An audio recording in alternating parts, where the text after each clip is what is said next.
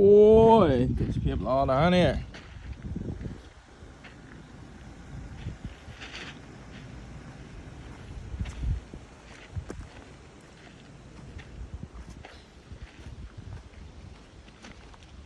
នេះខែប្រាំងណាធម្មជាតិប៉ុណ្ណឹងមកខែផ្សារទៀត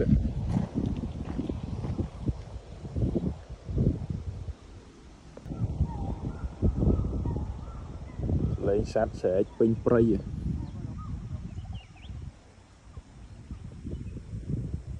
នេះគេថាមានកបោនលក់ឲ្យបរទេសមួយឆ្នាំ10លានជាងកបោនមែនទេឥឡូវយកមកហាត់យកចូលក្នុងពោះអស់ណាគេត្រូវការទិញមកឲ្យខ្ញុំភ្លេចដាក់ម៉ាស៊ីនបឺតកបោនមកទៀតណាអាដល់នេះធម្មជាតិហើយឡើងកកយបងបាទ